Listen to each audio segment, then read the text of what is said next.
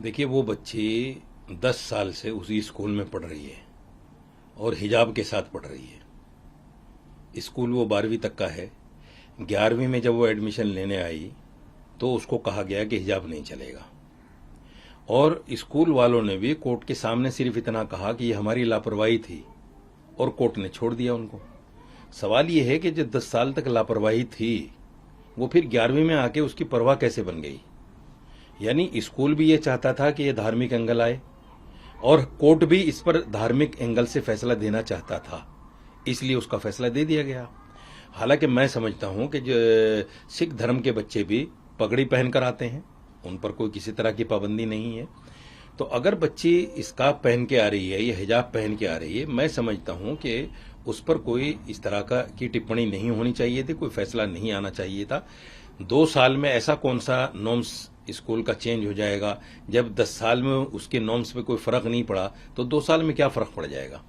दूसरी और आखिरी बात यह है कि देखिए, हिजाब पहनकर बच्चियां जज बन रही हैं, हिजाब पहनकर बच्चियां पायलट बन रही हैं, आईएएस आईपीएस बन रही हैं, उसमें हिजाब जो है कहीं भी एजुकेशन के आड़े नहीं आता।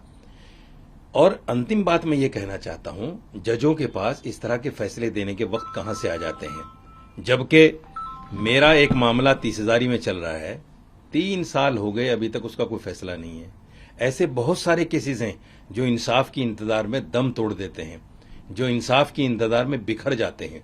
बहुत सारी महिलाएं हैं जिन्होंने तलाक डाला हुआ है और उनको 2-2 साल, 5-5 साल, 10-10 साल तक हो गए। 22 लाख महिलाएं अबेंडेंट हैं, और जब कोर्ट जजों से पूछा जाता है तो कहा जाता है कि केस ज्यादा हैं और जजेस कम हैं। लेकिन जहां धार्मिक एंगल आ जाता है, तुरंत उनके अंदर कहीं ना कहीं धर्म की भावना जाग जाती है और दूसरे धर्म के खिलाफ कोई न कोई फैसला सुना दिया जाता है। सर, अदालत ने इस तर्क को भी खारिज कर दिया कि सिर्फ स्कार्फ पहनना एक आवश्यक इस्लामी प्रथा है। अदालत ने आगे कहा, जहां कहीं भी यह मुद्दा उठा है, उच्च न्यायालयों की एक राय एकमत रही है कि सिर पर स्कार्फ पहनना किसी महिला के लिए इस्लामी आस्था का अनिवार्य हिस्सा नहीं है। सर, नहीं, हम कब कह रहे हैं कि इस्लाम का अनिवार्य हिस्सा है?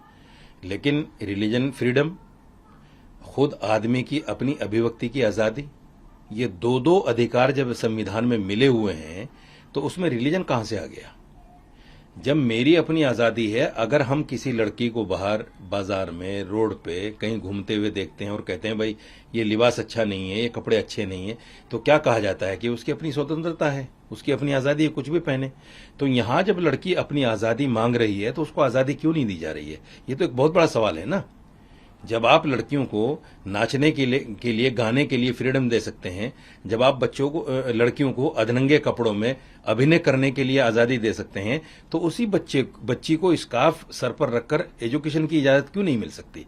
ये कहीं ना कहीं इस्लामोफोबिया है, धर्म को टारगेट करना है, और कहीं ना कहीं मुसलमानों को नीचा दिखाने वाला, और इसमें खाली टीआरपी लेने वाली बातें और कुछ भी नहीं है।